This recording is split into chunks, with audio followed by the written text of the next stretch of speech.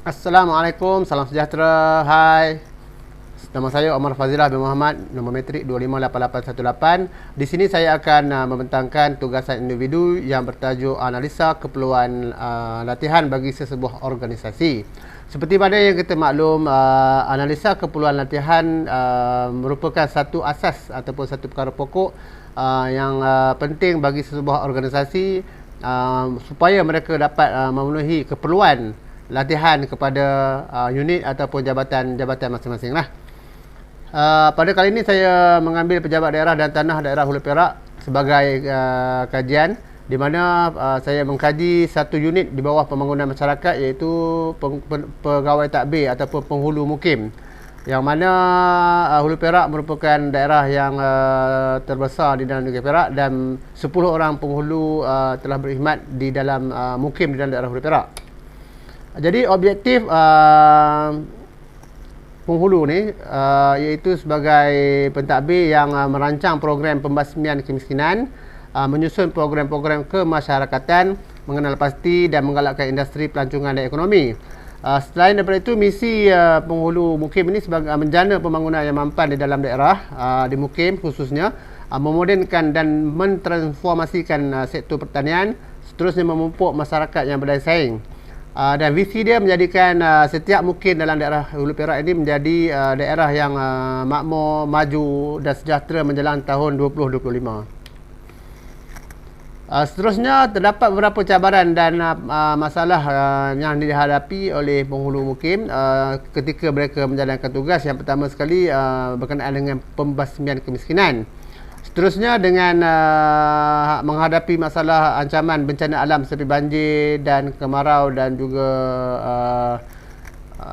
angin ribut dan taufan. Dan akhirnya bentuk geografi di kawasan Hulu Perak yang terlalu luas menjadi salah satu cabaran yang mereka lah.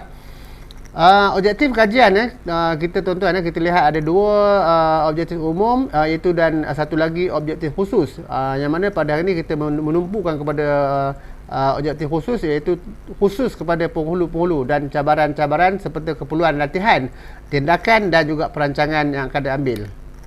Seterusnya, kita lihat pula kaedah kajian yang dilaksanakan. Jadi saya menggunakan kaedah pengumpulan data, iaitu dengan menggunakan kaji selidik melalui aplikasi yang digunakan dari melalui Google Form, dan juga kaedah juga kita ambil juga kaedah Prima, yang di mana kita menghubungi ataupun kita direct berjumpa dengan penghulu dan menghubungi mereka dan mendapatkan maklumat-maklumat secara langsung lah. Seterusnya, kaedah Sekunda, kita mengambil daripada bahan-bahan daripada buku-buku dan sebagainya.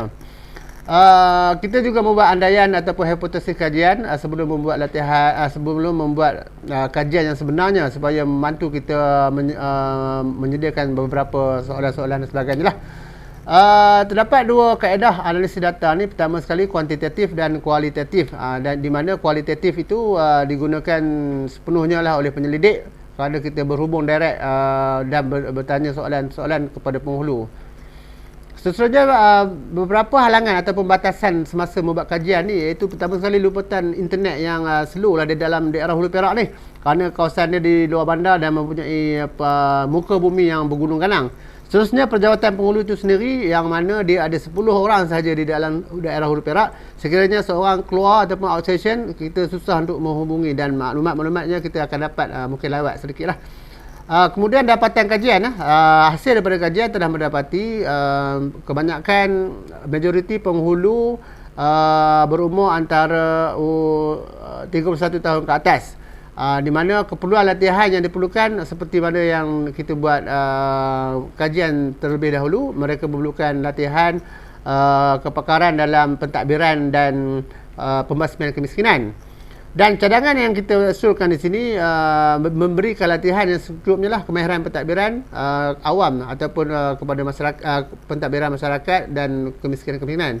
Begitu juga dengan kursus kemahiran teknikal seperti keselamatan lah. Sekiranya berlaku banjir dan sebagainya, penghulu dah ada kepakaran untuk membantu di tempat kejadian.